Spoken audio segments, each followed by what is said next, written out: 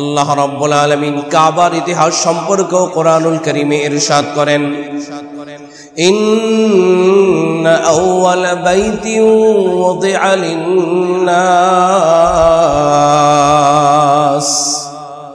লাল্লাযী বিবাক্কাতা মুবারাকান ওয়া হুদাল লিল-আলামিন।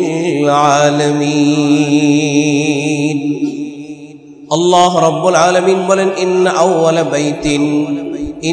আউওয়ালা বাইতিন নিশ্চয়ই প্রথম ঘর, ওয়াদিআ লিন-নাস যেটা মানুষদের জন্য বানানো হয়েছে, লাল্লাযী বিবাক্কাতা যেটা বানানো হয়েছে বাক্কায়, কি জন্য? মুবারাকান বরকতের জন্য। আর কিসের জন্য? ওয়া হুদাল লিল-আলামিন জগৎবাসীর হেদায়েতের জন্য। যদি বলেন বরকত চাই, হজের নিয়ত করে ফেলান। যদি বলেন হেদায়েত চাই, হজের নিয়ত করে ফেলান, ইনশাআল্লাহ ইনশাআল্লাহ। কারণ যেই ঘর আল্লাহ বানাইছেন বরকতের জন্য, যেই ঘর আল্লাহ বানাইছেন হেদায়েতের জন্য, বিশ্ববাসীর হেদায়েতের জন্য, সুবহানাল্লাহ।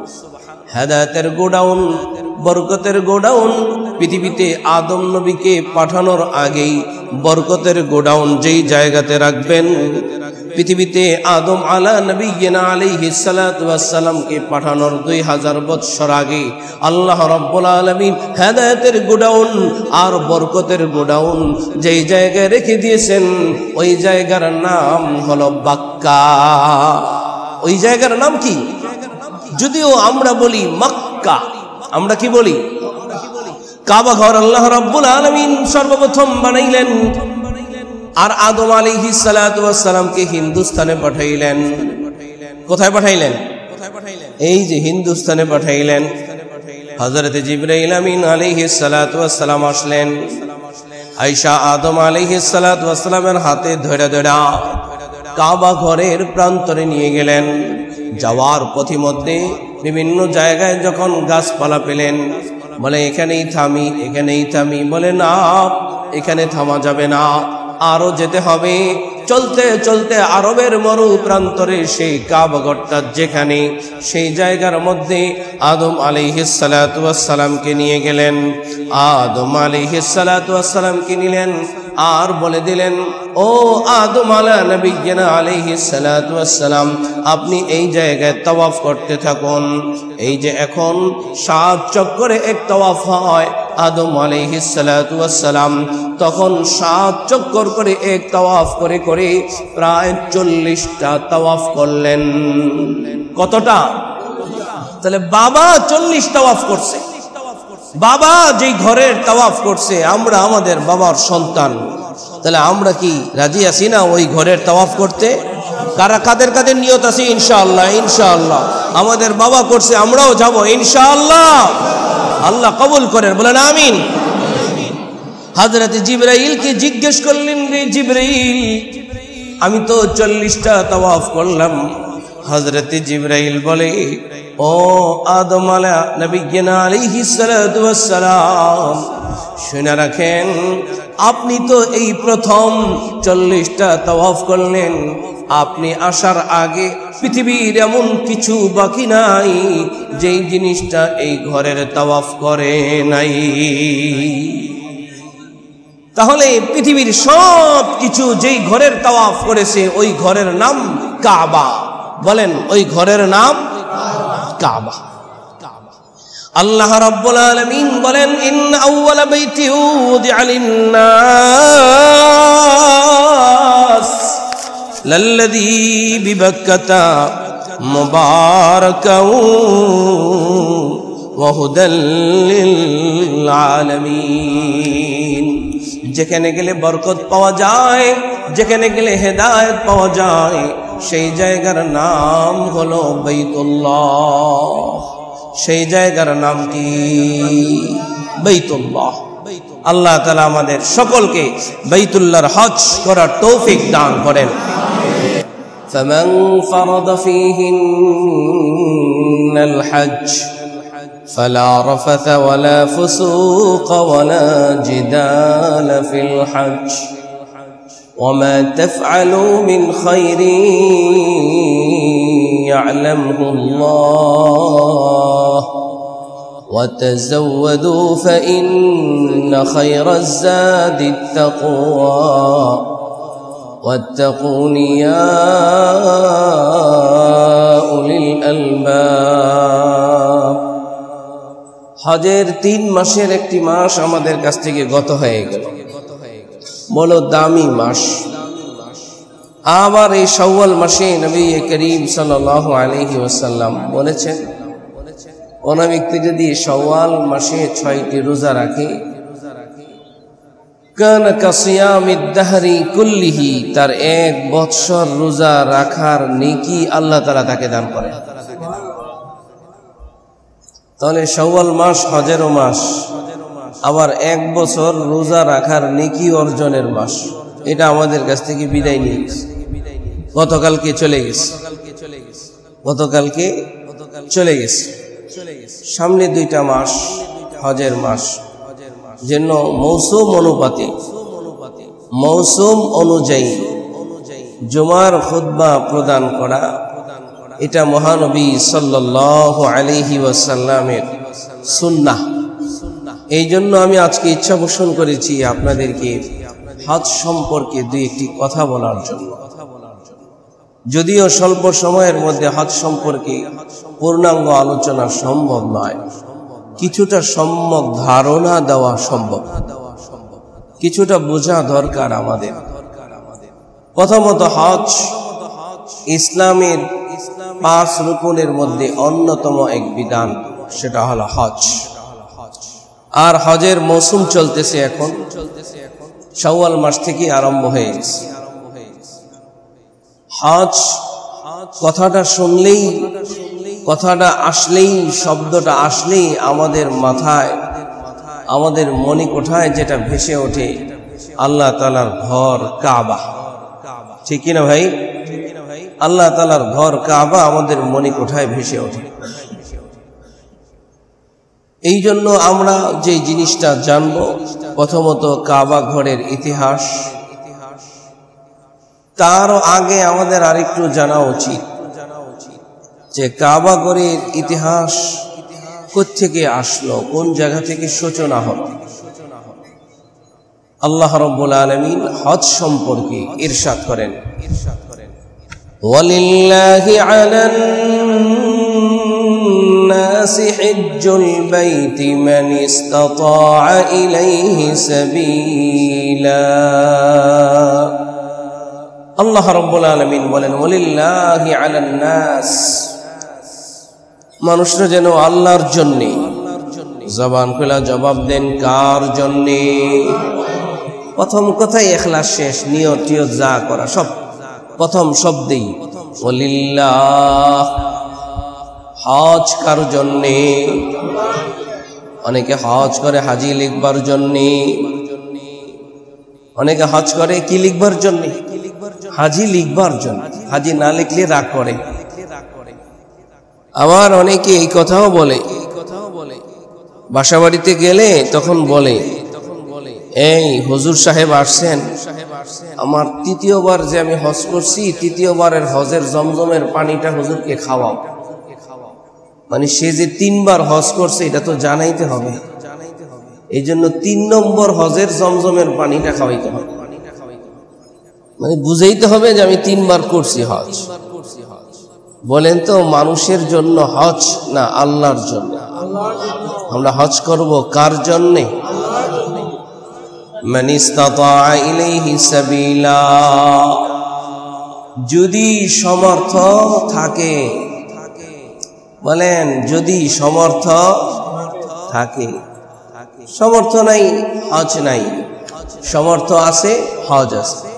সমর্থ 2 প্রকার, দৈহিক সুস্থতা, শারীরিক সুস্থতা, আবার আর্থিক যোগ্যতা।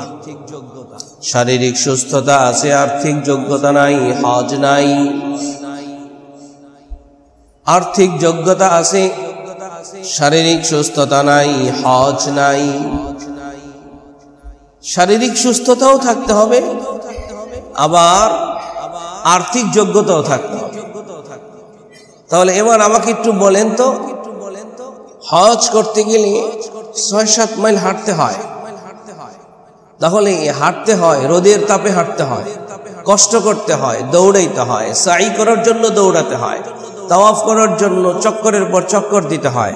খুব কাছ থেকেও যদি চক্কর দেয় তাহলেও একেবারে কাবাগর ঘেসে ঘেসে দিলেও মোটামুটি আধা ঘন্টার উপরে লাগে ৬০টা চক্কর দিতে। আর ভিড় থাকলে তো লম্বা সময় লাগে, ২-২.৫ ঘন্টা লাগে, বেশিও লাগে অনেক সময়। ঠিক সাই করতে ১.৫ ঘন্টা সময় লাগে। তাহলে ১.৫ ঘন্টা উঁচু নিচু পথ দিয়ে, যদিও এখন খুব এসির ভিতরে আরামদায়ক অবস্থান দিয়ে হাঁটার ব্যবস্থাপনা আছে, তারপরও কিছুটা উঁচু, তখন এই বয়োজ্যেষ্ঠ যারা থাকে তাদের উঠতে বড় কষ্ট হয়েছে। তাহলে এবার বলেন তো আমাকে একটু, হজ বুড়া বয়সে না যৌবন বয়সে? বুড়া বাবা যারা আছেন আপনারাই বলেন, হজ যৌবনে না বুড়াকালে? তাহলে আপনারা আপনাদের ছেলেদেরকে এখন পাঠিয়ে দেন। আপনারা ভুল করছেন, বুড়াকালে হজ করছেন। আপনারা আপনাদের ছেলে মেয়েদেরকে এখন হজে পাঠান, বিবাহ করার আগে হজে পাঠান। অনেকে মনে করে বিবাহ শাদী করবে, ঈমানটা পাকাপোক্ত হবে, তারপরে হজ করবে। অনেকে এটা মনে করে বিবাহের আগে হজ করান। মেয়েটাকে বিবাহ দিবেন, মেয়েটাকে আগে হজ করে নিয়ে আসেন, আপনি সহ মেয়েটাকে সহ নিয়ে যান, হজ করায় নিয়ে আসেন, তারপরেও বিবাহ দেন, ভালো পাত্র পাবেন, ভালো পাত্রস্থ করতে পারবেন। আর ছেলেটাকে যদি হজ করানোর পরও নিয়ত করেন যে বিবাহ করাবেন, ভালো পাত্রী পাবেন। কি বলেন? ইনশাআল্লাহ নিয়ত করেন, আল্লাহ কবুল করেন, বলেন আমিন। এই জন্য হজ হলো যৌবনে। কেন? কারণ হজ করতে হলে আল্লাহ বলেন মানিস্তাতা ইলাইহি সাবিলা, যেমনি ভাবে আর্থিক যোগ্যতা লাগবে ঠিক তেমনি ভাবে শারীরিক যোগ্যতা লাগবে। শারীরিক যোগ্যতা না থাকলে তার উপরে কোনো হজ নাই, হজ নাই। এই জন্য মেহেরবানি করে আপনাদের প্রতি আমার উদাত্ত আহ্বান, অবশ্যই যারা বয়োজ্যেষ্ঠ কালে হজ করছেন আপনারা আপনাদের পরিবারে এখনই আপনারা উদ্বুদ্ধ করতে থাকেন ছেলে মেয়েদেরকে যে হজ করো, হজ করো, হজ করো, হজ করো। কারণ নবী সাল্লাল্লাহু আলাইহি ওয়াসাল্লাম বলেছেন, হজ তাড়াতাড়ি, হজ দেরিতে না তাড়াতাড়ি। আল হাজ্জু আল আজ্জু, নবীজি বলেন আল হাজ্জু আল আজ্জু, হজ তাড়াতাড়ি, হজ দেরিতে নয়। আমাদের দেশে সবচেয়ে যেই বিষয়টা দেরি হয় সেটা হলো হজ। সবচেয়ে বেশি যে ইবাদত দেরি হয় সেই ইবাদতের নাম কি? হজ। চিন্তা করে অনেকে বলেই ফেলে যে হুজুর এত অল্প বয়সে যদি হজে যাই তাহলে দাড়ি কাটতে পারবো না, এমন বয়সে যাব তখন আর দাড়ি কাটা লাগবে না, এই জন্য সেখান থেকে দাড়ি টাড়ি রেখে একসাথে আসে। দাড়ি রাখা ওয়াজিব হজের আগে না হজের পরে? বলেন, পর্দা করা ফরজ হজের আগে না হজের পরে? হজের আগেও পর্দা ফরজ, হজের মধ্যেও পর্দা ফরজ, হজের পরেও পর্দা ফরজ। কিছু কিছু বিধান সব সময় চলমান, নদীর পানি যেমন বহমান, আল্লাহ তাআলার কিছু বিধান সব সময় বহমান থাকে। আল্লাহ তাআলা আমাদেরকে আল্লাহ তাআলার এই বিধানের উপরে আমল করার তৌফিক দান করেন। হজের কথা আসলেই আমাদের মণিকোঠায় চলে আসে কাবাঘর। কাবাঘর আল্লাহ তাআলা কখন সৃষ্টি করলেন? হযরতে আদম আলাইহিস সালাতু ওয়াস সালামের পৃথিবীতে আগমনের 2000 বৎসর আগে আল্লাহ রাব্বুল আলামিন কাবাঘর যেই স্থানে বানাবেন সেই স্থানকে চিহ্নিত করে রাখছেন। সুবহানাল্লাহ। কত হাজার বছর আগে?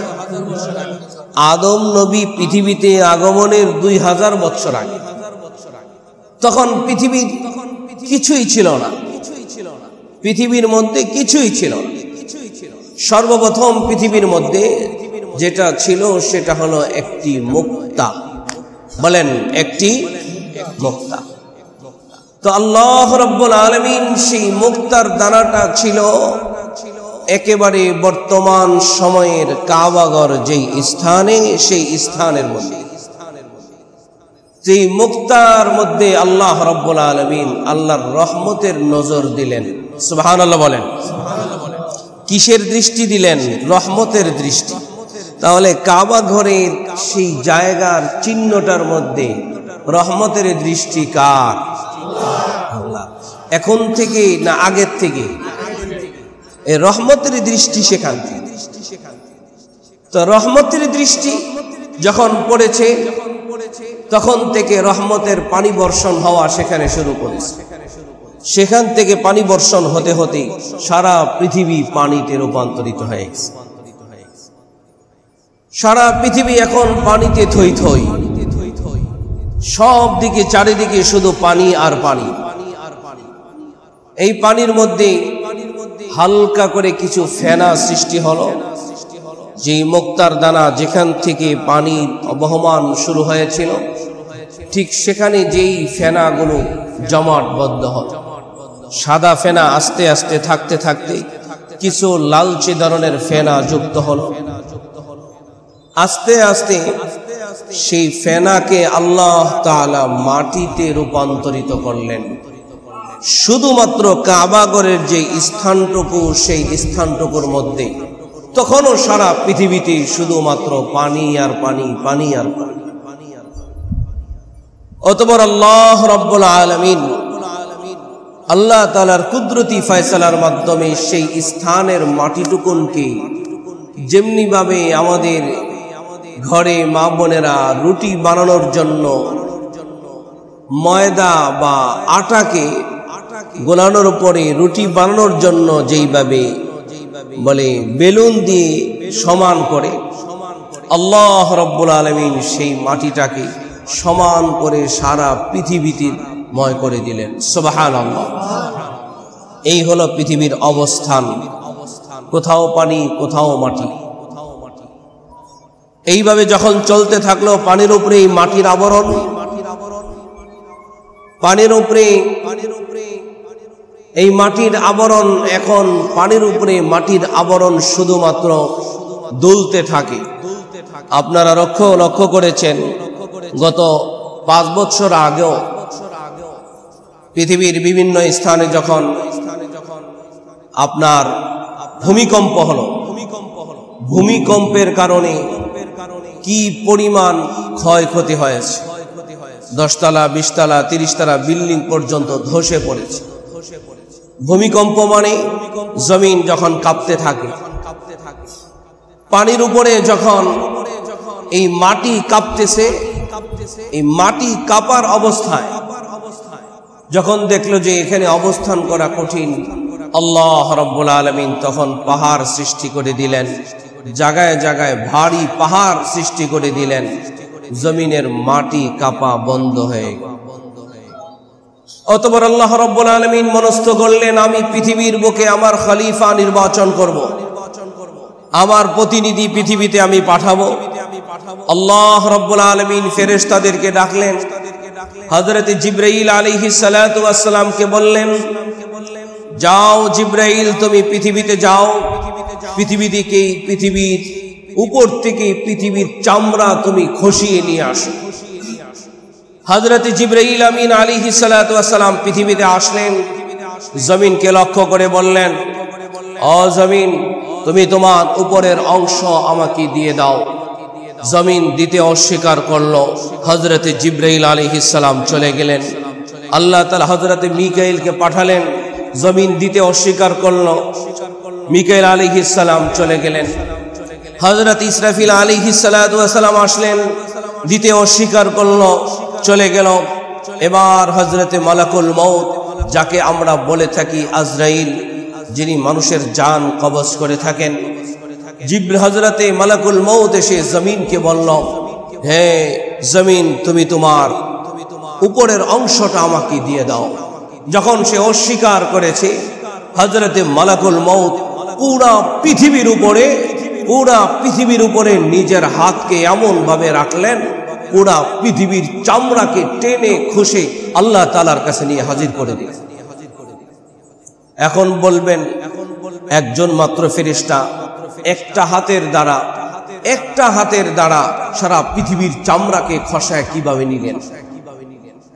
হযরতে মালাকুল মউতের কাছে পুরা পৃথিবী একেবারে ছোট্ট একটা প্লেটের মতো। একটা প্লেট সামনে থাকলে, অনেকগুলো খাবার সামনে থাকলে ছোট্ট প্লেট, আমাদের হাত দ্বারা যেমন প্লেটের যে কোনো স্থান থেকে আমরা খাবার নিতে পারি, মালাকুল মউত তো তার চাইতে হাজার গুণে, লক্ষ গুণে, অগণিত গুণে, কোটি গুণে বড়। এই মালাকুল মউত সারা পৃথিবীর বুকে হাত মেরে সারা পৃথিবীর উপরের খসানো চামড়াকে নিয়ে গেলেন, আল্লাহ তাআলার কাছে পেশ করলেন। আল্লাহ রাব্বুল আলামিন সেই মাটি দ্বারা হযরতে আদম আলাইহিস সালাতু ওয়াস সালামকে সৃষ্টি করলেন পৃথিবীর বুকে আল্লাহ তাআলা তার প্রতিনিধি পাঠানোর জন্য। বলেন সুবহানাল্লাহ। তা আদম আলাইহিস সালাতু ওয়াস সালামকে বানালেন কেন? মাটির উপরের যে চামড়া থাকে সেই চামড়াকে বলা হয় আদিম। মাটির উপরের অংশকে বলা হয় আদিম। মাটির উপরের অংশ দিয়ে, চামড়া দিয়ে যেহেতু আদম আলাইহিস সালাতু ওয়াস সালামকে বানানো হয়েছে, এই জন্য হযরতে আদম আলাইহিস সালাতু ওয়াস সালামের নাম হইল আদম। সুবহানাল্লাহ বলেন।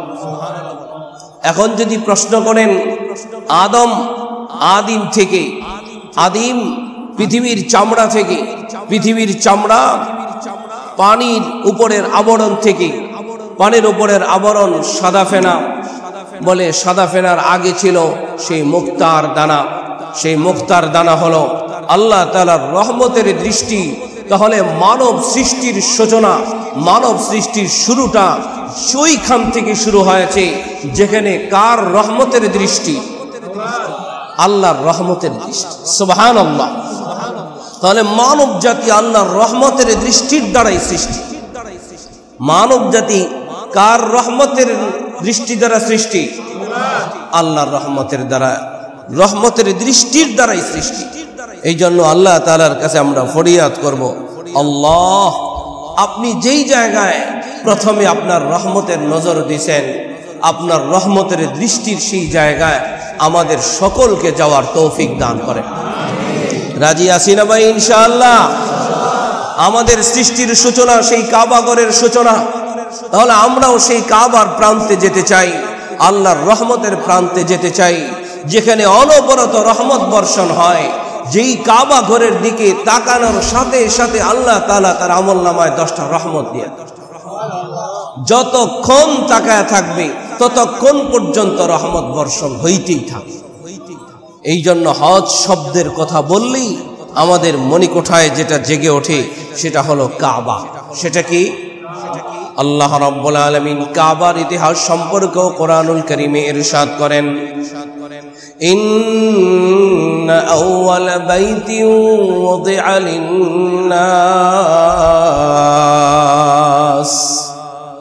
লাল্লাযী বিবাক্কাতা মুবারাকান ওয়া হুদাল লিল-আলামিন। আল্লাহ রাব্বুল আলামিন বলেন, ইন্না আউওয়ালা বাইতিন, নিশ্চয়ই প্রথম ঘর, ওয়াদিআ লিন-নাস, যেটা মানুষদের জন্য বানানো হয়েছে, লাল্লাযী বিবাক্কাতা, যেটা বানানো হয়েছে বাক্কায়। কি জন্য? মুবারাকান, বরকতের জন্য। আর কিসের জন্য? ওয়া হুদাল লিল-আলামিন, জগৎবাসীর হেদায়েতের জন্য। যদি বলেন বরকত চাই, হজের নিয়ত করে ফেলান। যদি বলেন হেদায়েত চাই, হজের নিয়ত করে ফেলান। ইনশাআল্লাহ, ইনশাআল্লাহ। কারণ যেই ঘর আল্লাহ বানাইছেন বরকতের জন্য, যেই ঘর আল্লাহ বানাইছেন হেদায়েতের জন্য, বিশ্ববাসীর হেদায়েতের জন্য, সুবহানাল্লাহ। হেদায়েতের গোডাউন, বরকতের গোডাউন পৃথিবীতে আদম নবীকে পাঠানোর আগেই বরকতের গোডাউন যেই জায়গাতে রাখবেন, পৃথিবীতে আদম আলা নবিয়্যিনা আলাইহিস সালাতু ওয়াস সালামকে পাঠানোর 2000 বছর আগে আল্লাহ রাব্বুল আলামিন হেদায়েতের গোডাউন আর বরকতের গোডাউন যেই জায়গায় রেখে দিয়েছেন ওই জায়গার নাম হলো বাক্কা। ওই জায়গার নাম কি? যদিও আমরা বলি মক্কা, আমরা কি বলি? যেমন কোন ব্যক্তি যদি বলেন কাটাখালীতে থাকে আর ঢাকা থেকে যদি তাকে কেউ ফোন দেয়, ভাই কোথায় আছেন, সে তখন বলে যে আমি কাটাখালীতে আছি। কি বলে? কাটাখালীতে আছি। যদি কেউ লঞ্চঘাট থাকে, ঢাকা থেকে যদি কেউ ফোন করে তখন কোথায় আছেন, আমি লঞ্চঘাটে আছি। কিন্তু লঞ্চঘাটে আসি এখানে থেকে যদি ফোনে যদি কেউ বলে আমি মুন্সিগঞ্জে আছি, সেটা কি ভুল হবে? কাটাখালী থেকে যদি বলে আমি মুন্সিগঞ্জে আছি, এটা কি ভুল হবে? কারণ শ্রীনগর থেকেও যদি বলে আমি মুন্সিগঞ্জে আছি, সেটা তো ভুল হওয়ার কথা না। আমাদের এই 6টা থানার জেলার নাম কি? মুন্সিগঞ্জ। ওরা শহরের নাম হলো মক্কা, আর যেই জায়গায় আল্লাহ কাবা ঘর রাখছেন ওইটার নাম হলো বাক্কা। সুবহানাল্লাহ বলেন। কাবা, বাক্কা, এই 5টা অর্থে আল্লাহ তাআলা কোরআনুল কারীমের বিভিন্ন জায়গায় ব্যবহার করছেন। বালাদ শব্দ পর্যন্ত ব্যবহার করছেন, শহর। যাই হোক, আমি যেই কথাটা বুঝাইতে চাইলাম, বাক্কা মক্কা নগরীতে আল্লাহ রাব্বুল আলামিন কাবা ঘর বানাইলেন বরকতের গোডাউন দিয়া। কাবা ঘর বানাইলেন হেদায়েতের গোডাউন রেখা। আল্লাহ বলেন ইন্না আউওয়ালা বাইতি উযিআ লিন-নাস লাল্লাযী বিবাক্কাতা মুবারাকান ওয়া হুদাল লিল-আলামিন। তাফসীরের কিতাবগুলো অধ্যয়ন করলে অনেকগুলো তাফসীর পাওয়া যায়। সর্বোপরি মুলাক্খাস কথা যেটা আমি আপনাদের জিজ্ঞেস করি, পৃথিবীর ইতিহাসের প্রথম ঘর আল্লাহ বললেন কাবা, তাহলে আমাদের বিশ্বাস করতে কোনো আপত্তি আছে? আর যদি বিশ্বাস নাও করি তাহলে বলেন এর আগে কোন ঘর আছে? ছিল? এর আগে কোনো ঘর নাই। পৃথিবীর ইতিহাসের সর্বপ্রথম ঘরের নাম হলো কাবা। এবার একটুখানি দিল থেকে জবান খুলে জবাব দিবেন, এই কাবা ঘর থাকার ঘর না ইবাদতের ঘর? আল্লাহ রাব্বুল আলামিনকে যদি প্রশ্ন করেন আল্লাহ আমাদেরকে কেন বানাইলেন, আল্লাহ বলেন ওয়ামা খালাকাতুল জিন্না ওয়াল ইনসা ইল্লা লিয়াবুদুন। রে মানব দানব, আমি তোরে আমার ইবাদতের জন্য বানাইলাম। জবান খুলে বলেন না কার ইবাদতের জন্য? আর যদি বলেন আল্লাহ কোথায় আমি ইবাদত করব, আল্লাহ রাব্বুল আলামিন বলেন ইন্না আউওয়ালা বাইতিন উযিআ লিন-নাস লাল্লাযী বিবাক্কাতা মুবারাকান ওয়া হুদাল লিল-আলামিন। পৃথিবীর ইতিহাসের প্রথম ঘর কাবা, সেই কাবা ঘরের দিকে তোমরা ইবাদত করো। রাজি আছি না ইনশাআল্লাহ? কাবা ঘর আল্লাহ রাব্বুল আলামিন সর্বপ্রথম বানাইলেন, আর আদম আলাইহিস সালাতু ওয়াস সালামকে হিন্দুস্তানে পাঠাইলেন। কোথায় পাঠাইলেন?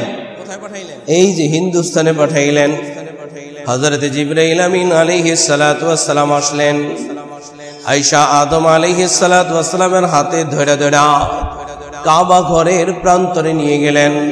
যাওয়ার পথিমধ্যে বিভিন্ন জায়গায় যখন গাছপালা পেলেন, বলে এখানেই থামি, এখানেই থামি। বলে না, এখানে থামা যাবে না, আরো যেতে হবে। চলতে চলতে আরবের মরু প্রান্তরে সেই কাবা ঘরটা যেখানে, সেই জায়গার মধ্যে আদম আলাইহিস সালাতু ওয়াস সালামকে নিয়ে গেলেন। আদম আলাইহিস সালাতু ওয়াস সালামকে নিলেন আর বলে দিলেন, ও আদম আলা নবিয়্যিনা আলাইহিস সালাতু ওয়াস সালাম, আপনি এই জায়গায় তাওয়াফ করতে থাকুন। এই যে এখন 7 চক্করে এক তাওয়াফ হয়, আদম আলাইহিস সালাতু ওয়াস সালাম তখন 7 চক্কর করে এক তাওয়াফ করে করে প্রায় 40টা তাওয়াফ করলেন। কতটা? তাহলে বাবা 40 তাওয়াফ করছে, বাবা যেই ঘরের তাওয়াফ করছে, আমরা আমাদের বাবার সন্তান, তাহলে আমরা কি রাজি আছি না ওই ঘরের তাওয়াফ করতে? কারা কাদের কাদের নিয়ত আছে? ইনশাআল্লাহ, ইনশাআল্লাহ আমাদের বাবা করছে, আমরাও যাব ইনশাআল্লাহ। আল্লাহ কবুল করেন, বলেন আমিন। হযরত জিবরাইলকে জিজ্ঞেস করলেন, রে জিবরাইল, আমি তো 40টা তাওয়াফ করলাম। হযরত জিবরাইল বলে, ও আদম আলাইহিস সালাতু ওয়াস সালাম, শুনে রাখেন, আপনি তো এই প্রথম 40টা তাওয়াফ করলেন। আপনি আসার আগে পৃথিবীর এমন কিছু বাকি নাই যেই জিনিসটা এই ঘরের তাওয়াফ করে নাই। তাহলে পৃথিবীর সব কিছু যেই ঘরের তাওয়াফ করেছে ওই ঘরের নাম কাবা। বলেন, ওই ঘরের নাম কাবা। আল্লাহ রাব্বুল আলামিন বলেন, ইন্না আউওয়ালা বাইতি উযিআ লিন-নাস লাল্লাযী বিবাক্কাতা মুবারাকান ওয়া হুদাল লিল আলামিন। যেখানে গেলে বরকত পাওয়া যায়, যেখানে গেলে হেদায়েত পাওয়া যায়, সেই জায়গার নাম হলো বাইতুল্লাহ। সেই জায়গার নাম কি? বাইতুল্লাহ। আল্লাহ তাআলা আমাদের সকলকে বাইতুল্লাহর হজ করার তৌফিক দান করেন। বাইতুল্লাহর সংস্কার, চতুর্থ সংস্কার করেছেন আমাদের মুসলিম মিল্লাতের পিতা ইব্রাহিম খলিলুল্লাহ। সুবহানাল্লাহ বলেন। তাহলে বাইতুল্লাহর সংস্কার সূচনা আমাদের বাপদাদারা করছে। কি বলেন? বলেন, কাদের বাপদাদারা? এটা তো গর্ব করে বলা দরকার। বলে আবিসিনিয়ার বাদশাহ, আবিসিনিয়ার বাদশার এক এলাকার নাম হলো সানআ। আবিসিনিয়ার রাজধানীর নাম হলো সানআ, আর সেই সানআর গভর্নর হইল আবরাহা। বলেন, সানআর গভর্নরের নাম আবরাহা। শুদ্ধ করে বলেন, বলেন আবরাহা। আবরাহা, এই আবরাহা একটু ক্ষমতা বেশি পেয়েছে তো গভর্নর হয়ে গেছে, একটু ক্ষমতা একটু বেশি, সব দিক দিয়ে একটু জোশ খেতে বেশি। এখন আর আল্লাহ বিল্লাহ নাই, কারণ ক্ষমতার পাওয়ারে যা কয় তাই হয়। তখন ওই এলাকাতে একটা দুর্গ বানাইলো, ঠিক যেই দুর্গটা দেখতে কাবাঘরের মতো, অবিকল। কেন? সে চিন্তা করলো সারা বিশ্ব থেকে মানুষ কাবাঘরের জিয়ারতে যায়, আর ওখানে অনেক অর্থকড়ি পায়, ওখানে খুব জংশন হয়। তাহলে আমি আমার এলাকাতে যদি একটা কাবাঘর বানাই, এটাকে দেখার জন্য, এটাকে তাওয়াফ করার জন্য সারা বিশ্ব থেকে মানুষ আমার এখানে আসবে। এইভাবে দম্ভ করে বিশাল আকারে এটা বানাইল। আচ্ছা বলেন তো, ওখানে কি আল্লাহর রহমতের দৃষ্টি আছে? ওখানে কি বরকত আছে? ওখানে কি হেদায়েত আছে? লম্বা ঘটনা বানানোর পরে এলান করা হলো, ঘোষণা করা হলো। এখন কোন লোক এদিকে আর আসে না। হঠাৎ করে এক রাতের বেলা এক লোক গোপনে গোপনে দুর্গের মধ্যে যায়া, যেটাকে কাবাঘরের মতো করে বানাইছে, ওখানে যায়া সে পায়খানা করে চলে আসছে, ময়লা করে চলে আসছে। সকালবেলা যখন উঠা দেখে দুর্গন্ধ আর দুর্গন্ধ, একের পর এক দুর্গন্ধ আর দুর্গন্ধ। কালক্রমে এই যখন ময়লা টয়লা পরিষ্কার করতেছে, পরের দিন আবার যখন রাত্রিবেলায় ঘুমাইছে, কে বা কাহারা যেন ওই দুর্গের ভিতরে ঢুইকা ওখানে আগুন লাগায় দিছে। আগুনের সময় যদি একটু বাতাস বাড়ে, আগুনটা বাড়ে না কমে? আল্লাহ তাআলা কুদরতি ভাবে বাতাস একটু বাড়াই দিছে, বাতাস যখন বেড়ে গেছে, দুর্গের দেয়ালগুলো আগুনে পুরা খৈসা খৈসা খৈসা খৈসা একেবারে তাসনাস হয়ে গেছে। যখন তাসনাস হয়ে গেল, এই সানার রাজধানী, এই আবিসিনিয়ার রাজধানী সানার গভর্নর আবরাহা তখন চিন্তা করলো, আমার কাবা ভেঙে ফেলছো তোমরা, আমি মুসলমানদের কাবা রাখবো না। বলেন নাউজুবিল্লাহ। সে তখন চিন্তা করলো, এক বাহিনী তৈয়ার করলো, যেই বাহিনী হলো হাতি বাহিনী। বলেন কি বাহিনী? হাতির এক বাহিনী বানাইল, হস্তি বাহিনী। কাবাঘর ধ্বংস করার জন্য সে রওনা করেছে। রওনা করার পরে সাথে কতগুলো করাও নিয়ে নিছে, যে চারদিক থেকে করা আংটা আটকায় দিবে, হাতিগুলোকে খেদায় দিবে, সব দিক থেকে যখন টান দিবে কাবাঘরটা ভেঙে তাসনাস হয়ে যাবে। এই বিভিন্ন প্ল্যান প্রোগ্রাম নিয়ে এবার হস্তি বাহিনী সহ এবার সেই বাদশাহ কাবার প্রান্তরে যায় হাজির হয়ে গেছে। কাবার প্রান্তরে যায় দেখে কিছু উট, কিছু দুম্বা, কিছু ভেড়া ওখানে দলে দলে বাঁধা, সেগুলো সব হস্তগত করে নিল। আর একজনকে পাঠাইলো, এই এলাকার সবচেয়ে সম্মানিত ব্যক্তি কে, তার যেন খোঁজ নেওয়া হয়। খোঁজ নিয়ে দেখা গেল যে এই এলাকার সবচেয়ে সম্মানিত ব্যক্তির নাম হইল আবু তালেব। বলেন সম্মানিত ব্যক্তির নাম কি? আবু তালেব। এই আবু তালেব যখন ঘর থেকে বেরিয়ে আসলো, যাকে দেখতে সুঠাম দেহি ছিল, যার চেহারা সুশ্রী ছিল, সুন্দর ছিল, নেতা হওয়ার মতো যা যা গুণ দরকার সমস্ত গুণাবলীও তার মধ্যে আছে, চেহারার সৌন্দর্যও ঠিক আছে। যখন সে আগে আসলো, সেই আবরাহা বাদশাহ তখন সে যে হাতির উপরে ছিল, হাতি থেকে নেমে তার সম্মানে নেমে গিয়েছে তাকে দেখা। তখন তাকে জিজ্ঞেস করলো, তোমরা কি চাও? আবু তালেব বলল যে আমি চাই আমার 200-250 উট আপনি নিয়ে গেছেন, আমার উটগুলো আমারে ফিরিয়ে দেন। আপনার সাথে আমাদের যুদ্ধ করার কোনো ইচ্ছা নাই, আপনার যা মনে চায় আপনি করেন, আমার উটগুলো আমারে ফিরিয়ে দাও, আমি চলে যাই। তখন সেই বাদশাহ বলে উঠল, আবরাহা, এতক্ষণ পর্যন্ত তোমার চেহারা দেখে যে সম্মান করতেছিলাম, যে সম্মান বোধ আমার মধ্যে ছিল, এখন অতটুকু সম্মান তোমার প্রতি আমার নাই।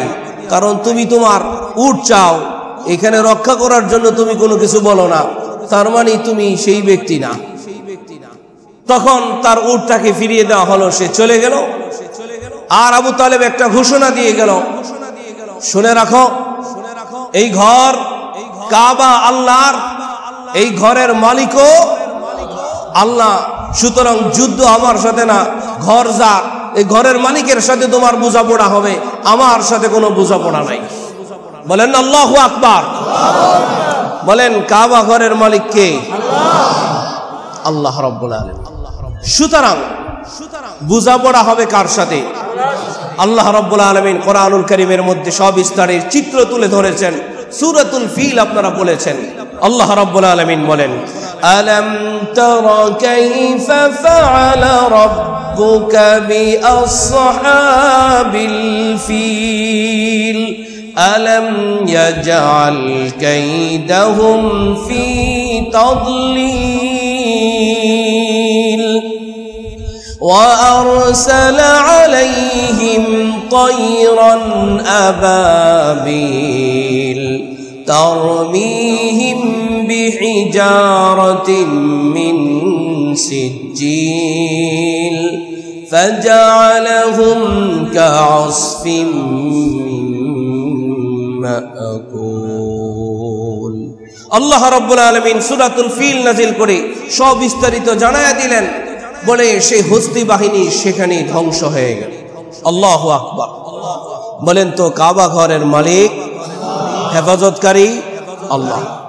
তারও 2000 বছর, আরো 500 বছর আগে হস্তি বাহিনীর এই ঘটনা 570 খ্রিস্টাব্দে রাসূল করিম সাল্লাল্লাহু আলাইহি ওয়াসাল্লামের জন্মের 1 বছর আগে রাসূলুল্লাহ সাল্লাল্লাহু আলাইহি ওয়াসাল্লামের জন্ম হয়েছিল 571 খ্রিস্টাব্দে।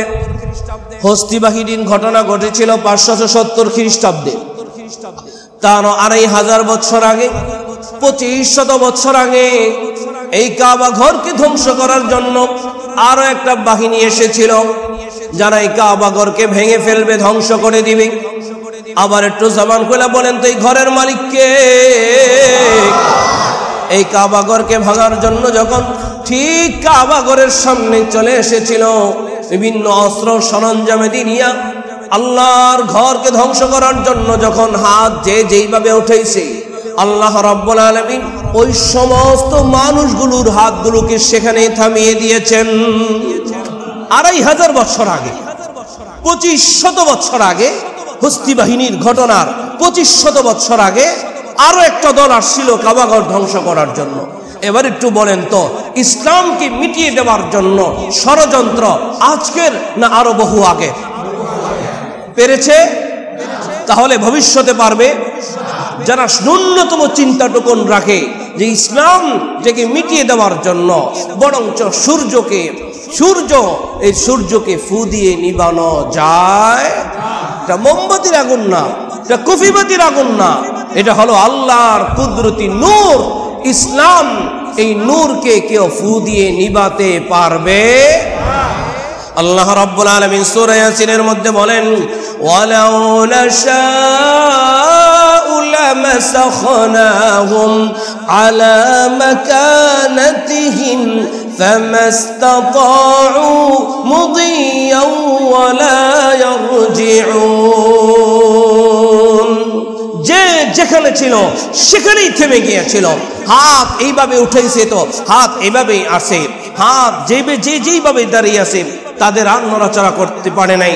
ঐতিহাসিকগণ লেখেন, হাত এইভাবে থাকতে থাকতে মানুষ তার স্বস্থানে দাঁড়িয়ে থাকতে থাকতে তাদের শরীরের মধ্যে পচম ধরে গিয়েছিল, কান দিয়ে নষ্ট পচে গলে রস পড়তেছিল, চোখগুলি খসে খসে পড়তেছিল, তাদের পুরা দেহটা নষ্ট হয়ে একসময় ভস্ম হয়ে গিয়েছিল। যেই ইসলামকে ক্ষতি করতে যাবে সেই ধ্বংস হয়ে যাবে, ইসলাম ক্ষতিগ্রস্ত হবে না। এই কাবা ঘরের চতুর্থ সংস্কার করেছেন হযরত ইব্রাহিম আলাইহিস সালাতু ওয়াস সালাম। চতুর্থ সংস্কারের পরে ইব্রাহিম আলাইহিস সালাতু ওয়াস সালাম যখন কাবা ঘর পুনর্নির্মাণ করতেছিলেন, আল্লাহ বলেন, ওয়া ইয ইয়ারফাউ ইব্রাহিমুল কওয়াইদা মিনাল বাইতি ওয়া ইসমাঈল রাব্বানা তাকাব্বাল মিন্না ইন্নাকা আনতাস সামিউল আলিম। হযরত ইব্রাহিম আলাইহিস সালাতু ওয়াস সালাম, আমাদের ভাই হযরত ইসমাঈল আলাইহিস সালাতু ওয়াস সালাম দুইজন মিলে যখন কাবা ঘরে পুনর্নির্মাণ করলেন, কাবা ঘর পুনর্নির্মাণ করতে যায় যেই মুহূর্তে দেয়ালটা উঁচু হয়ে গেছে, এখন আর ইটের গাঁথনি দিতে পারতেছে না, একটা বড় পাথর আনলেন, পাথরের উপরে দাঁড়ালেন। ইব্রাহিম আলাইহিস সালাতু ওয়াস সালাম উপরের দেয়াল গাঁথনি দেওয়ার জন্য পাথরের উপরে দাঁড়ালেন, তো আল্লাহ তাআলা কুদরতিভাবে ওই পাথরটাকে লিফটের কাজ দেওয়া শুরু করে দিল, যেটাকে বলা হয় মাকামে ইব্রাহিম। ডানে গেলে ডানে যাইতো, বামে বললে বামে যাইতো, উপরের প্রয়োজন হলে উপরে উঠতো। তাহলে লিফটের প্রচলন আধুনিক না ইসলামের লিফট অত্যাধুনিক? ঠিক কিনা বলেন? লিফট আরো বহু আগের থেকে, আল্লাহ তাআলা আমাদেরকে কবুল করেন, বলেন আমিন। এইভাবে আল্লাহ রাব্বুল আলামিন ইব্রাহিম আলাইহিস সালাতু ওয়াস সালামকে দিয়া কাবা ঘরকে পুনর্নির্মাণ করলেন। আল্লাহ বলেন, ওয়া ইয বাওয়ানা লি ইব্রাহিম মাকানাল বাইতিয়া আল্লা তুশরিক বি শাইআ ওয়া তাহহির বাইতিয়া লিত-তাইফিনা ওয়াল আকিফিনা ওয়ার রুকঈস সুজুদ। পুরা কাবা ঘরকে পরিষ্কার পরিচ্ছন্ন করে ফেললেন, পূর্ণ প্রস্তুতি করে ফেললেন, নির্মাণ কমপ্লিট হয়ে গেল। আল্লাহর কাছে দোয়া শুরু করে দিলেন, বলেন না সুবহানাল্লাহ। কাবা ঘর কমপ্লিট, কাবা ঘর কমপ্লিট হয়ে গেল। কাবা ঘর কমপ্লিট হওয়ার পরে কিছু কঙ্কর, কিছু ইট বালু, কিছু বলে বালু ঠালু বেঁচে গেল। যা যা সংগ্রহ করেছিল তখন চিন্তা ভাবনা করলো, এই কঙ্করগুলো কি করবে? আল্লাহর পক্ষ থেকে ফয়সালা হলো, যা যা বড় টুকরো আছে সেগুলোকে ছোট বানাও, এগুলোকে আরো ফিনিশ করো। যখন এগুলোকে ফিনিশ করা হলো, আল্লাহ এখন কি করব? বলে এগুলোকে পাহাড়ের উপরে উঠে এগুলোকে ছড়িয়ে দাও।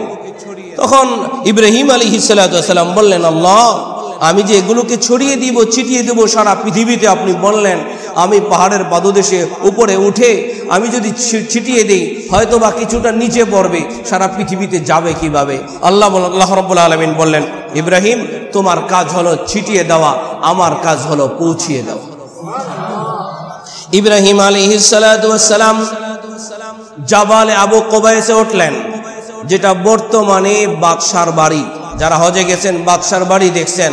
পৃথিবীর ইতিহাসের প্রথম পাহাড়, এটা হলো পৃথিবীর ইতিহাসের প্রথম পাহাড়।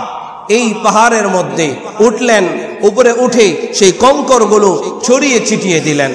আল্লাহ রাব্বুল আলামিন বাতাসকে আদেশ করলেন, সারা পৃথিবীর প্রান্তরে এই কঙ্করগুলো ছড়িয়ে ছিটিয়ে পড়ল। কোথাও নদীতে পড়েছে, সাগরে পড়েছে, মহাসাগরে পড়েছে। বলে যেখানে একটা বালুর কণা পড়েছে, কিয়ামতের আগে হলেও সেখানে একটা বাইতুল্লাহ নির্মাণ হবে। বলে আপনার সামর্থ্য আছে, আপনি সেখানে চলে যাবেন। আর যেই ভাইয়ের সমর্থন নাই সেই ভাই হজ করবে কিভাবে? সেই ফজিলত পাবে কিভাবে? রাসূল করিম সাল্লাল্লাহু আলাইহি ওয়াসাল্লাম বলেন, যাদের সামর্থ্য আছে তারা বাইতুল্লাহে যে হজ করবে, আর যাদের সমর্থন নাই পৃথিবীর ছড়িয়ে ছিটিয়ে থাকা মসজিদগুলোতে তারা 5 ওয়াক্ত আসবে, আল্লাহর দরবারে সেই ফজিলত নিয়ে কিয়ামতের ময়দানে তারা দাঁড়াবে।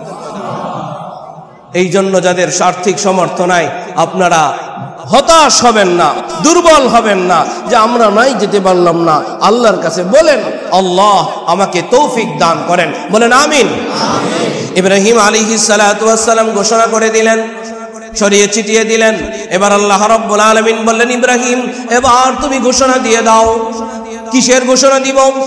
আল্লাহ রাব্বুল আলামিন বললেন, তুমি বলে দাও হজের ঘোষণা দিয়ে দাও। হজের এলান হচ্ছে, হজের আজান হচ্ছে। আল্লাহর নবী আল্লাহ রাব্বুল আলামিন ইব্রাহিম আলাইহিস সালামকে দিয়ে হজের ঘোষণা দেওয়ালেন। আল্লাহ বলেন, ওয়াআযিন ফিন-নাসি বিল হজ্জি ইয়াতুকা রিজালাও ওয়া আলা কুল্লি দামিরি ইয়াতিনা মিন কুল্লি ফাজ্জিন আমিক। ইব্রাহিম আলাইহিস সালাম সে আবু কুবাইস পাহাড়ের মধ্যে উঠে হজের এলান দিলেন, হজের ঘোষণা দিলেন। সেখানে কোরআনুল কারীমের আয়াত তাফসীর পড়লে বোঝা যায় যে ইব্রাহিম আলাইহিস সালামের এই ঘোষণা পৃথিবীর প্রান্তরে প্রান্তরে চলে গিয়েছে। শুধু এতটুকু না, মায়ের পেটে যে বাচ্চা ছিল তার কর্ণকুহরেও পৌঁছেছে। শুধু এতটুকু না, রুহের জগতে যারা ছিল রুহের সেখানেও আল্লাহ তাআলা সেই খবর পৌঁছিয়ে দিয়েছে। সেখান থেকে যেখান থেকে যে বা যারা তখন একটা শব্দ বলেছিল, লাব্বাইক আল্লাহুম্মা লাব্বাইক লাব্বাইকা লা শারীকা লাকা লাব্বাইক ইন্নাল হামদা ওয়ান নি'মাতা লাকা ওয়াল মুলক লা শারীকা লাকা লাব্বাইক। সেদিন যারা লাব্বাইক বলেছিল কিয়ামত পর্যন্ত তারাই আল্লাহ তাআলার সেই কাবা ঘরের হজ সম্পন্ন করতে পারবে। সুতরাং বেশি বেশি দোয়া করা চাই যে আমি লাব্বাইক বলেছিলাম কিনা, আমার তৌফিক হয়েছিল কিনা। এখন আমার চেষ্টায় আল্লাহ তাআলার কাছ থেকে মঞ্জুরি নিতে হবে ইনশাআল্লাহ। আল্লাহ কবুল করেন। বলেন আমিন। বলেন না আমিন। আল্লাহ তাআলা হজ আমাদের জন্য কবুল করেন। হজ এটা ভালোবাসার একটা প্রকাশ। হজ যারা করবে তাদের কি লাভ হবে, বিস্তারিত আলোচনা মাসাইল আলাদা হবে। আমি হজের সম্পর্কে 1 মিনিটে কিছু লাভের কথা বলতেছি। হজ করলে 1 নম্বর লাভ হলো আল্লাহ তাআলার ফরজ বিধান আদায় হবে। সুবহানাল্লাহ। নম্বর 2, হজ করলে বিশ্ব মুসলিম ঐক্যের ডাকে সে সাড়া দিল। কারণ আল্লাহ তাআলার আদেশ, ওয়াতাসিমু বিহাবলিল্লাহি জামিআন, তোমরা ঐক্যবদ্ধভাবে আল্লাহর রশিকে মজবুত করো। যারা নামাজে আসে তারা মুসলমানদের ঐক্য ধরে, যারা হজে যায় মুসলমানদের ঐক্য ধরে, আর যারা ঐক্য ধরে তারাই হলো আল্লাহ তাআলার বান্দা। আল্লাহ কবুল করেন। বলেন আমিন। বিস্তারিত এক একটা সম্পর্কে লম্বা চড়া হাদিস রয়েছে। নম্বর 3, হজ হলো ইবাদতের মধ্যে একটা শ্রেষ্ঠতম ইবাদত। আল্লাহ নবী সাল্লাল্লাহু আলাইহি সাল্লামকে প্রশ্ন করা হলো আইয়ুল আমালু আফজাল, উত্তম আমল কোনটা? লম্বা হাদিসের সর্বশেষ যা হলো আল হজ্জু মাবরুর, হজ্জে মাবরুর হলো সর্বশ্রেষ্ঠ এক আমল। আল্লাহ কবুল করেন, বলেন আমিন। নম্বর 4, হজ মানুষকে বেগুনা বানায় দেয়, গুনাহমুক্ত বানায় দেয়, নিষ্কলঙ্ক বানায় দেয়, এই জন্য হজ করা চাই। 5 নম্বর, হজ মানুষকে জান্নাতের যোগ্য বানায় দেয়। হজ মানুষকে দরিদ্র মুক্ত করে, হজ মানুষকে দরিদ্র মুক্ত করে। নবী করিম সাল্লাল্লাহু আলাইহি ওয়াসাল্লাম বলেন তাবিউ বাইনাল হজ্জ ওয়াল উমরা ফাইন্নাহুমা ইয়ানফিয়ানে, তোমরা হজের তাবে হও, তোমরা উমরার তাবে হও, একটার পর একটা করতে থাকো। কেন? আল ফাকরু ওয়াজ যুনুব, হজ করলে, উমরা করলে বলে দরিদ্রতা দূর হয়, গুনাহ মাফ হয়। আল্লাহ তাআলা আমাদের সকলকে হজের মাধ্যমে দরিদ্রতা দূর করার তৌফিক দান করেন। দরিদ্রতা বিমোচনের জন্য বিভিন্ন বিভিন্ন পন্থা অবলম্বন করা হয়। নবী করিম সাল্লাল্লাহু আলাইহি ওয়াসাল্লাম দরিদ্রতা বিমোচনের এক মাধ্যম আমাদেরকে এক ফর্মুলা দিয়েছেন, হজ করা, উমরা করা। নিয়ত করেন ইনশাআল্লাহ দরিদ্র থাকবেন না, দরিদ্র থাকবেন না হজ করলে, আল্লাহ কবুল করেন। নম্বর 6, বান্দার মর্যাদা বেড়ে যায়। নম্বর 7, আল্লাহ তাআলা বান্দাকে নিয়ে ফেরেশতাদের সাথে গর্ব করতে থাকে। আর যারা হজ না করবে, যারা হজ না করবে, সমর্থ থাকার পরেও যারা হজ না করবে, নবীজি বলেন যারা হজ না করবে সমর্থ থাকার পরেও, এখনই হজ ফরজ হয়েছে, এখনই না করবে, কিছুদিন পরে অসুস্থতা আসতে পারে, কিছুদিন পরে বিভিন্ন ঝামেলা আসতে পারে, সুস্থ থাকতে সময় থাকতে যদি হজ না করে, তাহলে সে শুনে রাখো, সে ইহুদি হয়ে মরুক না খ্রিস্টান হয়ে মরবে, সেটা আমার জিম্মাদারি নেই। অমুসলিম হয়ে মৃত্যুবরণ করার ঘোষণা। হযরত ওমর রাদিয়াল্লাহু তাআলা আনহু বলেন, আমার মনে চায় আমি কিছু লোককে ঠিক করি, পুরা এলাকার মধ্যে তদারকি করি, কারা হজের সমর্থবান আছে আর কারা হজের সমর্থবান নাই। যদি তারা হজ না করে, আমি মুসলিম খলিফা হিসাবে আমি তাদেরকে অমুসলিম ঘোষণা করলাম। ওমর রাদিয়াল্লাহু তাআলা আনহু অর্ধ পৃথিবীর বাদশা ছিলেন, তিনি এই কথা বলেছেন, হজ সমর্থ থাকার পরও যারা না করবে তারা অমুসলিম, তারা অমুসলিম, তারা অমুসলিম। দুইবার যে শব্দ ব্যবহার করেছেন। এই জন্য আমি আমার মুন্সিগঞ্জবাসীর কাছে উদাত্ত আহ্বান রাখি, হজ ফরজ হয়েছে, এখনই হজ করুন। ওমর রাদিয়াল্লাহু তাআলা আনহুর ঘোষণা অনুযায়ী অমুসলিম আমরা না হই। আল্লাহ তাআলা আমাদের সকলকে কবুল করুন, আমিন। ওয়া আখিরু দাওয়ানা আলহামদুলিল্লাহি রাব্বিল আলামিন।